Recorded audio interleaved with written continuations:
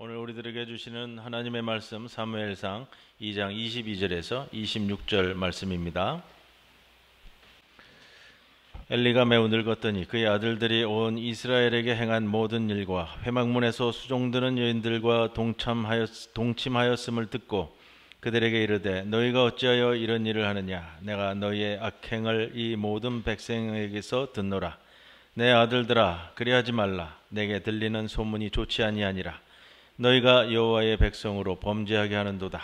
사람이 사람에게 범죄하면 하나님이 심판하시려니와 만일 사람이 여호와께 범죄하면 누가 그를 위하여 간구하겠느냐 하되 그들이 자기 아버지의 말을 듣지 아니하였으니 이는 여호와께서 그들을 죽이기로 뜻하셨음이더라. 아이 사무엘이 점점 자라매 여호와와 사람들에게 은총을 더욱 받더라. 이 말씀 가운데 성령께서 함께 하시기를 기원합니다. 아멘. 감사합니다. 가을입니다. 가을이 오긴 했는데 아직 더워요. 여러분 이럴 때 감기 잘 조심하시고요. 오늘 남신도회 주일 예배 드립니다. 우리 교회의 가장 중추적인 역할을 맡고 있는 신도회 중에 하나 남신도회 위에서 늘 기도해 주시기 바랍니다. 창세기에 보면 하나님께서 천지를 창조하시는 과정에서 첫째 날에도 둘째 날에도 셋째 날에도 매일 창조 사역을 마치실 때마다 하나님이 하시는 감탄사가 있습니다. 뭐죠? 보시기에 좋았더라. 1장 4절에 빛이 하나님이 보시기에 좋았더라. 1장 10절에 하나님이 물을 묻을 땅이라 부르시고 모인 물을 바다라 부르시니 하나님 보시기에 좋았더라. 창세기 1장 12절에 땅이 풀과 각기 종류대로 씨 맺는 채소와 각기 종류대로 씨 가진 열매 맺는 나무를 내니 하나님이 보시기에 좋았더라. 여기에 좋았더라라는 좋다라는 하나님의 감탄사가 반복이 되는데 시브리어로는 이 토브라는 단어를 씁니다. 그런데 이 단어가 오늘 본문에 나와요. 어디에 나오는지 아시겠어요? 맨 마지막 구절에, 오늘 본문 맨 마지막 구절에 아이 사무엘이 점점 자라매 여호와와 사람들에게 은총을 더욱 받더라. 이 구절에 은총이라고 번역된 이 토브란 단어를 쓰고 있어요. 번역상으로는 좀 그렇게 한 것 같아요. 사무엘이 하나님 보시기에 좋았다라는 뜻이 되겠죠? 사무엘이 어떠했기에 하나님으로부터 보시기에 좋았다라는 말을 들었을까? 오늘 그 말씀 함께 나누는 거예요. 사무엘이 하나님 보시기에 좋았다. 저는 이 말을 생각할 때마다 참 부러워요. 여러분은 안 부러우세요? 한 사람이 이 말을 하나님으로부터 들을 수 있다는 거. 참 부러운 표현이다라는 생각을 갖습니다. 본문을 살피면 또 눈길 가는 표현이 있죠. 먼저 사무엘이 하나님 보기에 좋은 인생 이런 평가를 받는데 그 말과 함께 사용된 표현이 있어요. 앞에 뭐죠? 오늘 말씀 제목이기도 한데요. 점점 자라매. 이게 무엇을 말할까요? 갈수록 보기에 좋았다. 갈수록 사무엘이 하나님 보시기에 아름다웠다. 이렇게 되는 표현이잖아요. 여호와와 또 하나 표현이 있습니다. 여호와와 사람들에게 은총을 더욱 받더라. 이걸 보면은요, 사무엘이 하나님으로부터 인정을 받은 것뿐만 아니라 주변 사람들에게도 사랑을 받았다라는 말씀이 되겠죠? 이 참 중요합니다. 누가복음 2장 52절에 보면 아주 흡사한 표현이에요. 예수는 지혜와 키가 자라가며 하나님과 사람에게 더욱 사랑스러워 가시더라. 여러분, 우리가 하나님께 인정받는 건 굉장히 중요합니다. 소중하죠? 하지만 만일 우리가 하나님께 인정받는 하나님의 사람이라면 주변 사람들에게도 인정을 받으셔야 돼요. 교회도 마찬가지입니다. 성경에 나오는 초대교회 사도행전 2장 47절의 말씀 보면 하나님을 찬미하며 또 온 백성에게 칭송을 받으니 주께서 구원받는 사람을 날마다 더하게 하시니라. 이 부분이 명확히 우리에게 주어집니다. 온 백성에게 칭송을 받으니. 오늘날 한국교회의 아픈 부분이 아닐까 이렇게 생각을 해봅니다. 우리끼리는 잘하는데 안 믿는 사람들은 교회를 칭송하지 않습니다. 어떻게 해야 될까요? 이게 한국 현대 교회의 딜레마잖아요. 요즘 그 몇 번의 목사님이 수사를 받고 있어요. 종교 탄압이라고 하는데 과연 종교 탄압일까? 아니면 범죄자에 대한 수사일까? 의견은 좀 나눠지는 것 같지만 여러분은 어떤 생각이신지. 왜 수사를 받는가 하는 것을 보면은 그 이유와 원인이 있는데, 종교 탄압이라고 한다면 불교에서는 아무 얘기 안 해요. 타 종교에서는 아무 얘기 안 하죠. 자기들이 탄압받고 얘기 안 하고, 개신교 일부 단체에서만 종교 탄압이라고 그러는데. 아이 사무엘이 점점 자라매. 여기 답이 있습니다. 우리 모두 사무엘처럼 올해보다 내년이 더 아름다워지는, 더 좋아지는 인생을 바라보면 좋겠습니다. 올해보다 내년이 더 아름다운 남신도해가 되기를 바랍니다. 여러분 보시다시피 여기 서 있는 이 김 목사의 육신의 성장기는 오래전에 끝났습니다. 더 잘하지 않습니다. 그리고 이 김 목사의 외모가 앞으로 더, 여러분 좀 실망하실지도 모르겠지만 이 김 목사의 외모가 앞으로 더 아름다워지지도 않을 겁니다. 육신적으로는 이미 성장을 멈추었고 오히려 퇴행기에 들어선 50대 중반이지만 여전히 주님 앞에서는 어린 사무엘처럼 점점 더 자라나고 싶은 마음이 있습니다. 시간이 가면 갈수록 우리의 영혼이 더 아름다워져서 하나님과 사람들 가운데 나이를 먹어가며 그 아름다움을 인정받고 싶습니다.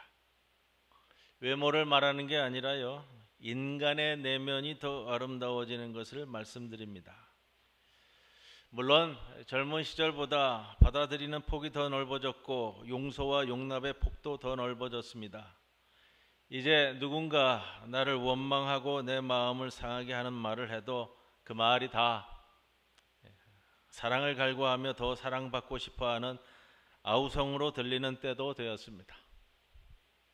그렇게 우리 모두 성도들이 하나님 앞에 이르는 그날까지 점점 더 자라나가기를 바랍니다.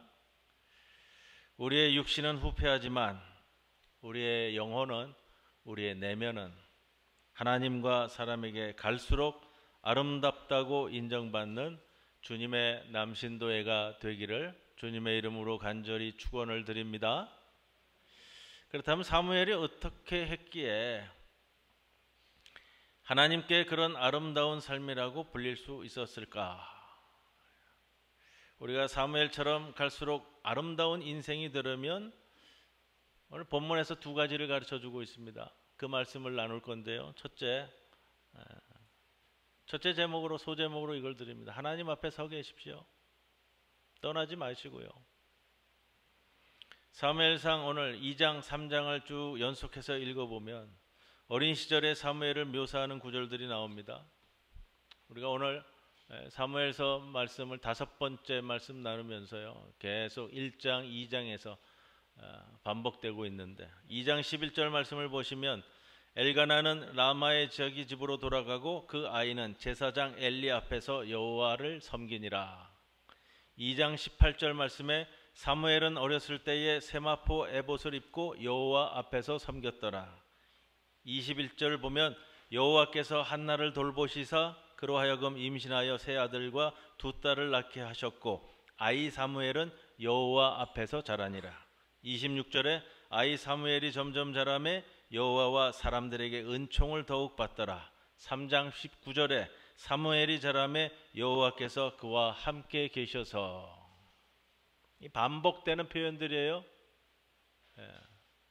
2장 3장에 반복이 되잖아. 여호와 앞에서 여호와를 섬기니라, 여호와 앞에서 자라니라, 여호와께서 그와 함께 계셔서. 한 장, 두 장 내에 이렇게 반복이 된다고요. 사무엘이 갈수록 매력적이고 아름다운 사람이 될 수 있었던 것은 그가 어릴 때부터 하나님과 맺은 관계 가운데, 여러분, 그겁니다. 하나님 앞에 늘 서 있는 인물이에요. 하나님 앞에 서 있는 인물이에요. 여호와 하나님을 떠나지 않는다는 거예요. 그 의미의 깊이가 깊습니다. 여러분, 믿음의 자리를 항상 지킨다는 것은요, 우리의 신앙 여정에서 굉장히 중요한 부분이에요.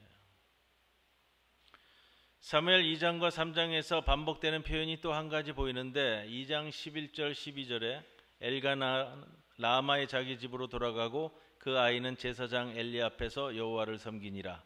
엘리의 아들들은 행실이 나빠 여호와를 알지 못하더라. 그 다음 17절 18절에 이 소년들의 죄가 여호와 앞에 심히 크면 그들이 여호와의 제사를 멸시함이었더라. 사무엘은 어렸을 때에 세마포 에봇을 입고 여호와 앞에서 섬겼더라. 21절 22절 말씀을 보시면요, 여호와께서 한나를 돌보시사 그로 하여금 임신하여 아들과 두 딸을 낳게 하셨고 아이 사무엘은 여호와 앞에서 자라니라. 엘리가 늙었더니 그의 아들들이 온 이스라엘에게 행한 모든 일과 회막문에서 수종드는 여인들과 동침하였음을 듣고. 사무엘서 기자가요, 의도적으로 사무엘과 엘리의 두 아들들을 대조적으로 표현합니다. 의도적이에요. 계속해서 반복적이에요. 모범이 되는 사무엘의 어린 시절과 불량한 엘리의 두 아들들, 홈리와 비느하스를 대조하는 구도입니다. 지난주에 이런 홈리와 비느하스에 대한 말씀을 함께 나누었었는데, 게다가 시간이 흐를수록 이게 보여요. 사무엘과 홈리와 비느하스 사이에 간격이 점점 더 벌어집니다. 후에 두 아들은 회막문에서 수종드는 여인들과 동침했습니다. 요즘으로 치면 교회에서 성적인 범죄를 지었다, 이런 말이잖아요. 이렇게 그 간격이 점점 벌어지다가 마지막에는 어떻게 되죠? 엘리의 두 아들들은 결국 몰락의 길을 갔습니다. 그에 반해 사무엘, 여러분 그렇잖아요. 수천 년이 지난 지금도 오늘날 지금 우리가 이 나누는 말씀까지 그렇죠. 사무엘 하면요, 다윗 왕국의 시대를 열었던 인물, 그리고 예언자, 선지자로서의 첫 타이틀을 가졌던 인물. 그래서 반복되는 말씀입니다만 사무엘서라고 그러죠. 사무엘상하라고 그러지 다윗서라고 안 한다고 그랬잖아요. 사무엘은 수천 년이 지난 오늘까지도 입에 오르내리는 닮고 싶은 아름다운 복된 삶을 살았습니다. 여러분, 적어도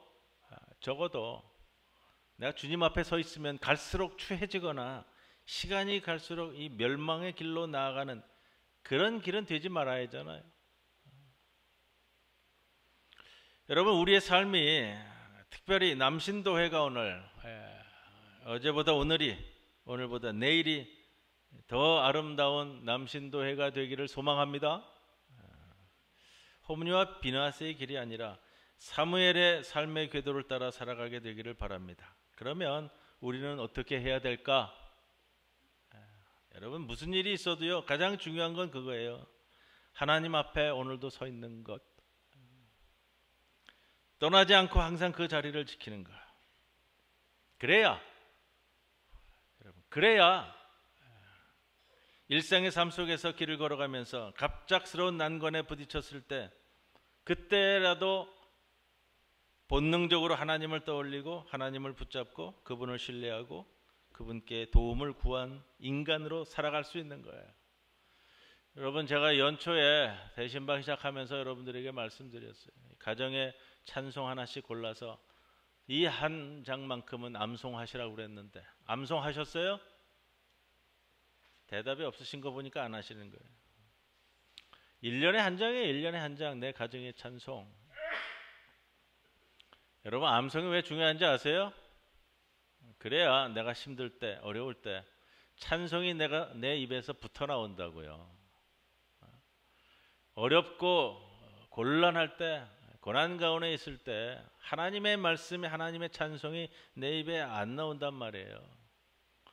내가 힘들 때 무심코 내 입에서 터져 나오는 찬송이 나에게 힘이 되는 거란 말이에요. 그래서 암송하시라는 거잖아요. 연말까지는 하나씩 다 준비하세요. 예.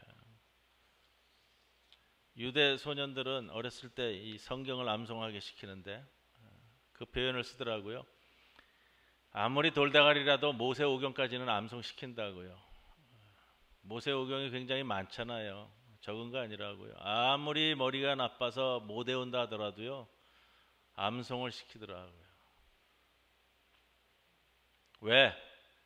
내 삶에 살아갈 때 그 말씀이 나의 피가 되고 살이 되어서 튀어나온단 말이에요.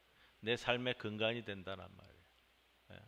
그래서 이 암송 시킬 때요, 랍비가 소년들, 우리나라 훈장 선생님이 학동들 앉혀놓고 회초리 치듯이요, 랍비가 유대인 소년들 따귀를 갈기면서 그 암송 시키더라고요. 암송 딱 앉혀놓고서 시켜가지고 틀리면은 바로 그냥 한대 그냥 좀 무섭더라고요. 근데 요즘도 그렇게 하는지 모르겠어요. 왜? 그렇게 해서라도 암송을 시켜야 얘가 앞으로 평생을 살아갈 때 말씀을 잊지 않는다라는. 때로는 말 그대로 암송하는 자기 성경 구절에다가, 예전에는 뭐 이렇게 단 거 사탕 이런 게 없었잖아요. 정말 이렇게 꿀을 묻혀가지고 먹여가면서까지 암송 시켰다고 그래요. 암송 시키면 또 꿀 한 모금 이렇게 먹여주고, 이게 적절하게 아마 때로는 얼르기도 하고 달래기도 하고 때로는 윽박질러 가면서 아이들을 세워놨다고 그러더라고요. 그렇게 하나님과 살아있는 관계를 맺는 이들은 절대 자신의 삶이 망가질 수 없다는 겁니다. 오히려 점점 더 아름다운 인생이 될 겁니다. 이 은혜를 모두 받아 누리는 우리 남신도회와 또 우리 모든 가정이 되기를 바랍니다. 그래서 첫 번째 드린 말씀이 하나님 앞에 서 있으라 라는 겁니다. 둘째로 사무엘상 3장 1절에 당시 시대를 묘사한 구절이 나옵니다. 아이 사무엘이 엘리 앞에서 여호와를 섬길 때에는 여호와의 말씀이 희귀하여 이상이 흔히 보이지 않았더라. 이 구절은 당시 상황을 묘사하는 대표적인 구절인데, 여호와의 말씀이 희귀하여 말씀이 들리지 않았다 이렇게 표현합니다. 그런데 이에 반해서 21절 말씀을 보면 여호와께서 실로에서 다시 나타나시되 여호와께서 실로에서 여호와의 말씀으로 사무엘에게 자기를 나타내셨다. 말씀이 들리지 않았던 영적 암흑기인데 어린 사무엘에게는 하나님의 말씀이 들렸습니다. 저는 하나님의 말씀으로 나타나시는 그 은혜를 붙잡아야 갈수록 복받은 인생이 되는 겁니다. 사무엘 시대는 하나님의 말씀, 즉 우리로 얘기하면 지금 성경이 없을 때예요. 그래서 하나님의 말씀이 주어진다는 것은 얼마나 귀한 일인지 모르겠습니다. 여러분, 그러나 우리 시대에는 하나님의 말씀인 성경이 있습니다. 언제라도 하나님의 말씀을 붙잡을 수 있는 시대인데, 문제는 우리가 말씀을 안 본다는 데 있어요. 사무엘처럼 갈수록 아름다운 인생이 되기를 원한다면 방법이 이거밖에 없어요. 여러분, 왕도가 따로 있는 게 아니고요, 말씀을 가까이 하셔야 되는 것밖에는 없다는 말이에요. 그래서 우리 교회의 실천사항이 뭐죠? 아침에 말씀 묵상, 저녁에 감사기도. 제가 읊조리지 않으면 다 잊어버리시는 거예요. 아침에 말씀 묵상, 저녁에 감사기도. 우리가 매일매일의 일상에서 드려지는 내 신앙생활의 매일의 예배가 나를 붙들고 나를 지탱해 주는 힘이에요. 시간이 없고 할 일이 많아서 성경 못 읽습니다. 마틴 루터는 종교개혁 시대의 그 바쁜 와중에 그 기도를 드리면서 이런 표현을 썼어요. 내게 시간이 없고 할 일이 너무 많아서 기도할 수밖에 없다고요. 마인드가 다르잖아요. 할 일이 많으면 그거 어떻게 해결할 거예요? 기도하고 해결점에 이르러야죠. 사무엘상 오늘 앞부분들을 계속 말씀을 나누는데 무서운 교훈이 있습니다. 엘리 제사장이 범한 두 가지 잘못에 대한 것이 계속 보여지는데, 먼저 그는 제사장으로서 자기의 역할을 제대로 감당하지 않았습니다. 한나에게 이런 표현을 보면 우리가 잘 기억을 하고요. 소위 말해서 무기력하고 무능한 제사장이었습니다. 요즘으로 치면 교회의 한 담임 목사가 무기력하기 짝이 없다는 그런 표현이 되겠죠. 성경이 지적하는 또 하나의 잘못은 자식 교육을 잘못시켰다는 거예요. 그런데 엘리가 범한 이 두 가지 잘못 중에서 하나님이 더 무섭게 추궁하시는 것은 무엇일까요? 자녀 교육에 관한 부분이었어요. 저는 이 말씀이 두렵습니다. 교회 생활에서 하나님이 더 원하시는 것은 가정의 자녀들을 잘 양육하는 것입니다. 자녀를 믿음으로 양육하는 것은 하나님의 명령이자 우리 자녀의 인생이 아름다운 인생을 살아가도록 돕는 최고의 선물인 겁니다. 오늘날 이 시대에 한나로 살아가는 수많은 부모들인 여러분 성도들, 특히 우리 아버지들인 남신도회에 이러한 은혜가 항상 임하기를 바랍니다. 그래서 우리의 삶이, 우리 자녀들의 삶이 날마다 더 아름다워지고 풍성해지는, 하나님 앞에 서 있는 삶, 하나님의 말씀을 붙들고 살아가는 삶이 반드시 되시기를 주님의 이름으로 간절히 축원을 드립니다.